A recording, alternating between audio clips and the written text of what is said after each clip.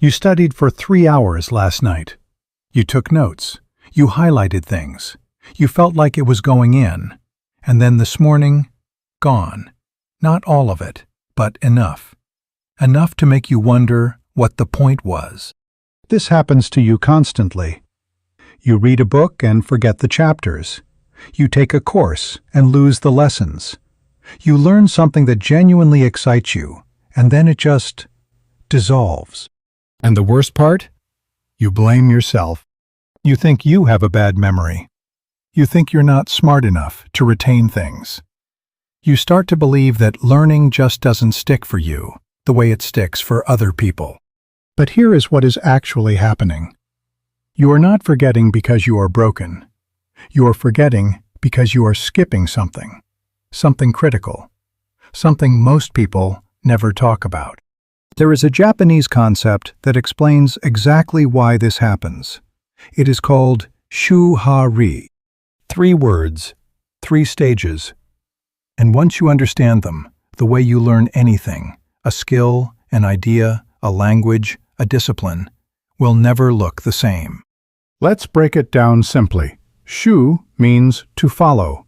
Ha means to break. Ri means to leave. That is it. Those are the 3 stages of genuine learning. Shu is where you follow the rules exactly.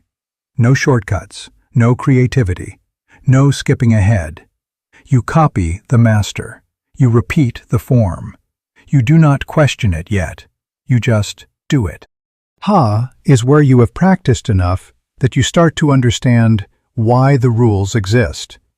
Now you can test them, bend them, see where they hold and where they break. Ri is where the knowledge has become so deep, so embodied, that you no longer need the rules. You have become the thing. The rules live inside you. Here is a real example. In traditional Japanese martial arts, judo, aikido, karate, a student does not walk in on day 1 and start improvising. They learn one movement. They repeat it hundreds of times, thousands of times. Not because the teacher is boring, not because repetition is the only tool, but because the body needs to own the movement before the mind can play with it. The student stays in Shu until the movement stops being a thought and starts being a reflex. Only then does Ha begin. Only then does exploration make sense. And Ri? That might take years. That might take a lifetime. But when it arrives, you do not even think about the technique anymore. It happens through you. Now here is where this hits close to home. When you read something once and expect it to stick, you are jumping straight to Ri. You are skipping Shu entirely. You read the idea. You understand the idea. That feels like learning. But understanding and owning are not the same thing. Understanding lives in your head. Owning lives in your hands, in your habits, in what you do without thinking. That is the gap. That is why it disappears. There is a psychological reason this matters even more today.